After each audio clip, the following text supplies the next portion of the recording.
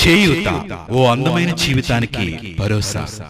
సంరక్షణ లేక, నిరీక్షణకు ఆధారం లేక, నిరాశ నిస్పృహలకు నిర్బంధులై దుర్బలమైన జీవనం కొనసాగిస్తున్న అనాథ జీవితాలకు భరోసా ఏమిటి? బ్రతుకు కరువై, వయస్సు భారమై, కాటికి చేరువై, ఆప్తుల ఆప్యాయతకు దూరమై ఓదార్పు కోరుకునే వృద్ధాప్య జీవితాలకు భరోసా ఏమిటి? ఎన్నో ఆశలు, ఎన్నెన్నో ఆశయాలు, మరెన్నో కలలు, డిగ్రీ పట్టాలు చేతపట్టి పట్టాలు తప్పిన రీతిగా గురి కానరాక, గమ్యం చేరుకోలేక పయనం సాగిస్తున్న నిరుద్యోగ జీవితాలకు భరోసా ఏమిటి? విధిని తప్పించుకోలేక, బాహ్య ప్రపంచాన్ని వీక్షించలేక, చీకటితో చిలిమి చేస్తూ సాటి వారిపై ఆధారపడుతూ ఆత్మస్థైర్యం కోల్పోయి అంతర్గతంగా మదనపడే అంధ జీవితాలకు భరోసా ఏమిటి?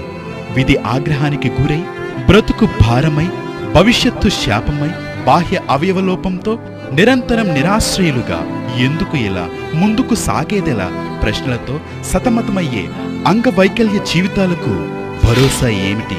సంరక్షణ కోల్పోయి, రక్షణ లేకపోయి, కలలు చెదిరిపోయి, కన్నీరే మిగిలిపోయి, బాధ్యతలు భారమైపోయి, ఆశల ఛాయలు లేశమైన లేకపోయి, విసిగి వేసారిన విధవరాండ్ర జీవితాలకు భరోసా ఏమిటి? ప్రతి మనిషికి ఓ సమస్య ఉంది, ప్రతి సమస్యకి ఓ జవాబు ఉంది. పరిష్కార అన్వేషణ, ప్రతికూలతలో అనుకూలత వెతకడం ఆశాజీవి లక్షణం కదా. జీవితం ఓ అందమైన కళ, జీవితం ఓ అందమైన భావన, జీవితం ఓ మధురమైన అనుభూతి, జీవితం ఓ మధురమైన భావం. అందిపుచ్చుకొని ఆస్వాదించకపోతే తిరిగి పొందనిది కదా.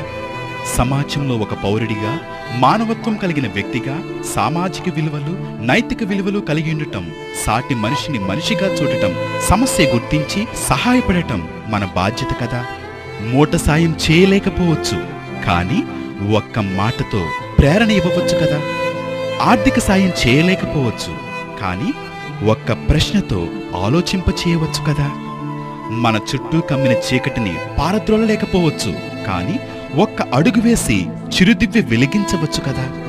మనకు సమీప ప్రాంతంలో సమస్యల సమాజాన్ని చేయూత నేత్రాలతో చూద్దాం. కృంగిన జీవితాలకు, నలిగిన బ్రతుకులకు భరోసా హస్తాలతో అభయాన్నిద్దాం. చేయి చేయి కలుపుతాం, చేయూతనిద్దాం, చేతనైన సాయం చేద్దాం, భరోసానిద్దాం. చేయూత ఓ అందమైన జీవితానికి భరోసా.